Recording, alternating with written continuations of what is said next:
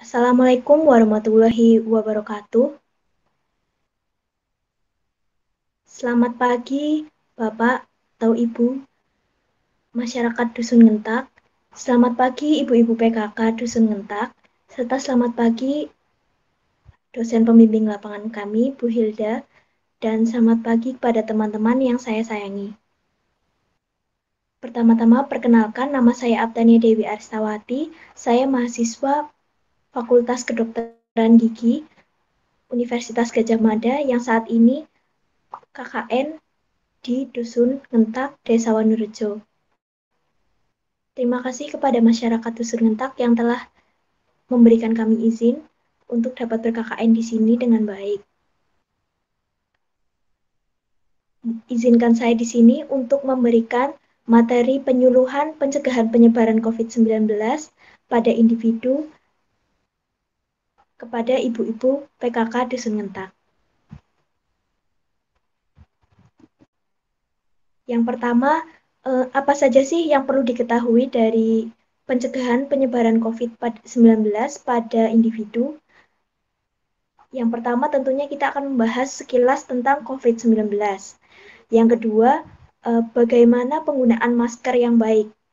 Yang ketiga, bagaimana etika batuk dan bersin yang baik. Yang keempat, kapan sih waktu kita harus untuk mencuci tangan. Yang kelima, self-distancing. Yang keenam, starting kit atau apa-apa sih yang dibutuhkan apabila kita ingin keluar dari rumah pada saat new normal seperti ini. Untuk yang pertama, kita akan membahas sekilas tentang COVID-19. Apa sih COVID-19 ini? Nah, COVID-19 ini adalah penyakit yang dihasilkan oleh virus SARS-CoV-19. Apa itu SARS-CoV-19? SARS-CoV-19 merupakan singkatan dari Severe Acute Respiratory Syndrome Associated with Coronavirus 19 atau 2019. Wabah COVID-19 ini pertama kali terjadi di kota Wuhan, Provinsi Hubei, Tiongkok, di mana di Indonesia pertanggal 2 Maret sampai 13 Juli kemarin terdapat 75.699 kasus yang terkonfirmasi COVID-19 dan 3.606 kasus kematian. Tanda dan gejalanya apa aja sih dari penyakit COVID-19 ini? Yang pertama ada gangguan pernafasan ringan hingga berat, yang kedua demam, yang ketiga batuk dan sesak nafas. Gejala dan tanda ini biasanya muncul setelah 2-14 hari virus terpapar ke dalam tubuh kita. Lalu bahasan selanjutnya, bagaimana sih cara kita mengenakan masker yang baik? Nah, sebelum kita mengenakan masker, kita harus tahu atau mencuci tangan terlebih dahulu sebelum menyentuh masker. Bagaimana sih cara cuci tangan yang baik? Mungkin ibu-ibu dan teman-teman sendiri sudah tahu ya tentang 6 step langkah cuci tangan dengan sabun yang baik. Mungkin saya bisa peragakan sedikit di sini untuk membantu mengingat kembali. Yang pertama, letakkan sabun di telapak tangan, lalu gosok telapak tangan terlebih dahulu, seperti ini. Lalu step yang kedua, gosok punggung tangan, seperti ini. Step yang ketiga, gosok sela-sela jari, seperti ini. Lalu step yang keempat, jari jemari kedua tangan saling mengunci, seperti ini. Lalu step yang kelima, gosok ibu jari dengan menggunakan telapak tangan lain dengan arah memutar telapak tangan ibu jari yang satunya juga. Lalu step yang keenam, ujung tangan dan kuku jari digosokkan ke telapak tangan. Seperti ini. Lalu bilas dengan air yang mengalir dan tutup keran dengan menggunakan siku. Setelah cuci tangan, mengambil masker dengan menggunakan kaitnya. Seperti ini. Lalu diperlukan pengecekan apakah masker ini masih layak pakai atau tidak. Lalu bagaimana sih cara mengenakan masker ke dalam wajah kita? Yang pertama, sesuaikan masker dengan wajah. Seperti ini. Usahakan masker menutupi mulut, hidung, dan dagu. Lalu kita juga disarankan untuk menghindari menyentuh masker di area depan.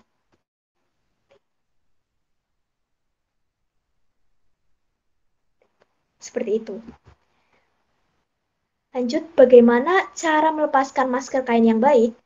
Sebelum kita melepaskan masker, akan lebih baik kita mencuci tangan terlebih dahulu dengan 6 step tadi. Lalu cucilah masker dengan menggunakan deterjen. Dan sebelum kita memakai masker lagi, usahakan kita mencuci tangan terlebih dahulu dengan sabun ataupun hand sanitizer yang berbasis alkohol. Untuk bahasan selanjutnya, bagaimana sih etika batuk dan bersin yang baik?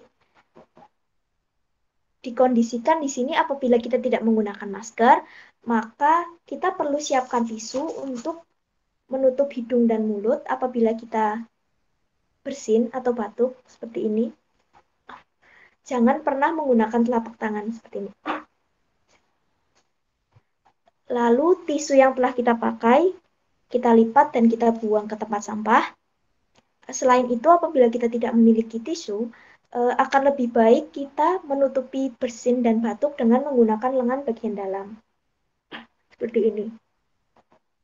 Sekali lagi, tidak untuk menggunakan telapak tangan ya. Itu tidak boleh. Lanjut, kapan waktu kita harus mencuci tangan? Yang pertama, setelah memegang uang. Kenapa setelah memegang uang? Karena di dalam uang sendiri kita tentu banyak bakteri dan jamur serta mikroorganisme yang tidak terlihat oleh mata. Lalu yang kedua, setelah melakukan urusan di kamar mandi, seperti buang air besar, buang air kecil. Lalu setelah bersin dan batuk seperti tadi. Lalu yang keempat, kapan sih kita harus mencuci tangan? Setelah makan tentunya, sebelum dan setelah makan. Lalu setelah menyusui bayi, dan setelah bermain di tempat yang kotor. Bahasan kita selanjutnya adalah mengenai self-distancing. Apa itu self-distancing? Menjaga jarak. Nah, lebih difokuskan di sini, apabila kita berada di kerumunan, akan lebih baik kita menjaga jarak 1 meter atau lebih dengan orang lain. Lalu hindari kontak langsung seperti berjabat tangan, cipika-cipiki, seperti bersalaman, seperti itu. Lalu akan lebih baik apabila kita menghindari kerumunan dan menghindari kelompok. Di zaman pandemi ini sangatlah berguna apabila kita lebih fokus untuk menggunakan aplikasi sosial media seperti WhatsApp Group ataupun Line Group yang dapat membantu kita untuk berkoordinasi tanpa harus bertemu orang secara langsung. Lalu apabila Anda tidak sehat, maka akan lebih disarankan untuk isolasi mandiri di rumah, seperti batuk, bersin, ataupun pusing. Nah, untuk self-distancing sendiri akan lebih baik apabila kita membatasi penggunaan transportasi umum, seperti bus, angkot, transportasi umum apabila mendesak. Lalu, jangan lupa untuk aplikasi gaya hidup bersih dan sehat. Nah, alat-alat apa aja sih yang kita butuhkan apabila kita mau keluar pada masa new normal ini? Starter kitnya apa saja? Yang pertama, dalam tas yang kita bawa keluar, kita harus menyiapkan tisu kering yang jelas, lalu hand sanitizer yang berbasis alkohol, dan kalau misalnya memungkinkan, kita juga bawa sabun cair. Lalu jangan lupa di dalam tas tersebut kita juga menyiapkan masker cadangan. Selain itu kita juga apabila kita pada saat keluar kita akan ke rumah makan ataupun ke tempat-tempat publik, akan lebih baik kita membawa peralatan sendiri seperti sendok, garpu, alat ibadah, kotak bekal, helm, seperti itu. Nah, selanjutnya akan lebih baik kita membawa zero touch tool atau alat pembatas kontak secara langsung. Misalnya dicontohkan di sini, apabila kita ingin memegang handle pintu untuk masuk ke dalam ruangan, akan lebih baik kita membatasinya dengan plastik agar kita tidak berkontak langsung dengan handle pintu tersebut ataupun dapat juga menggunakan kain baju kita sendiri. Nah, ini referensi yang saya dapat untuk materi penyuluhan pencegahan penyebaran COVID-19. Lalu akan saya lanjutkan untuk bagaimana sih cara kita bersikap pada transportasi umum selama pandemi COVID-19.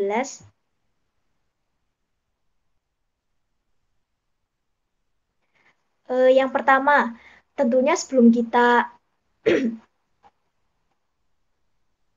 menggunakan transportasi umum, kita harus mengecek jadwal transportasi.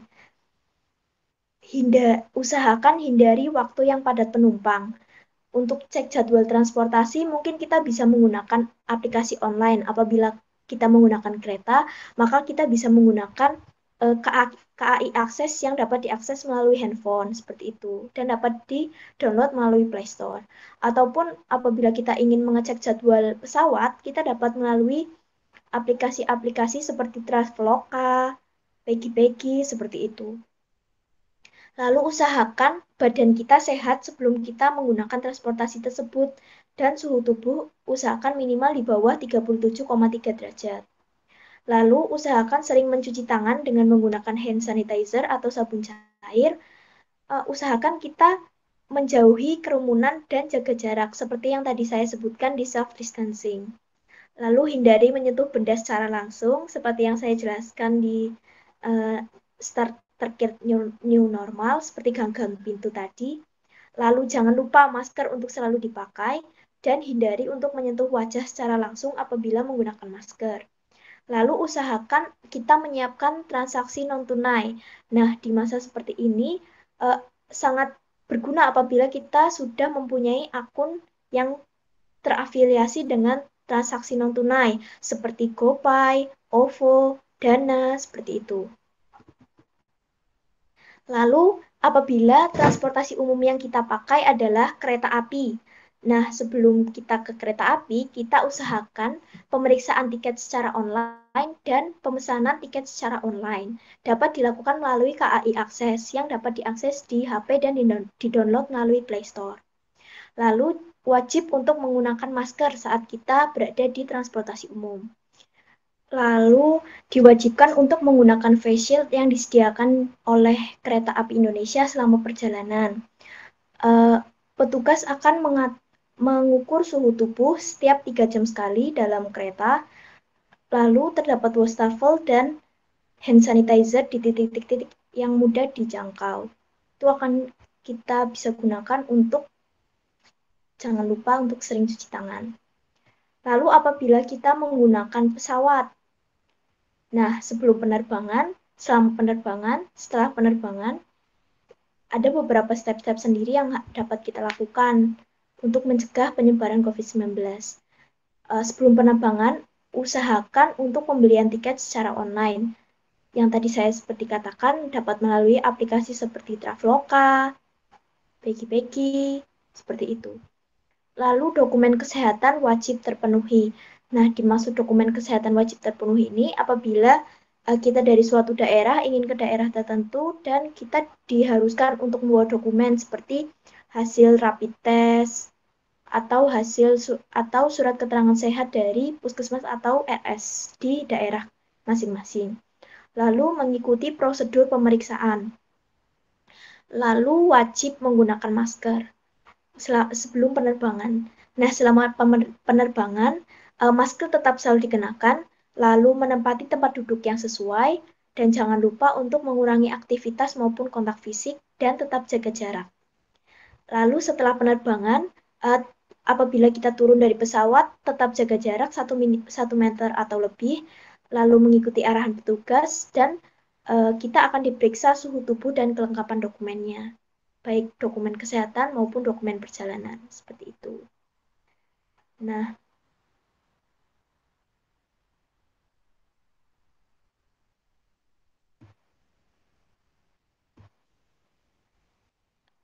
sekian dari saya. Terima kasih telah menyempatkan waktu untuk menonton penyuluhan pencegahan penyebaran COVID-19 pada individu. Terima kasih kepada teman-teman yang telah membantu saya selama jalannya program ini. Terima kasih kepada ibu-ibu PKK yang telah memberikan izin kepada kami untuk melakukan program kerja kami. Terima kasih kepada masyarakat Dusun Ngentak yang telah memberikan izin kepada kami untuk dapat KKN di Dusun Ngentak, Desa Wanurejo. Terima kasih kepada dosen pembimbing lapangan. Mohon maaf apabila saya banyak salah dan berkenan di hati panjenengan sekalian. Dari saya, Tani Dewi Arstawati. Sekian, wassalamualaikum warahmatullahi wabarakatuh.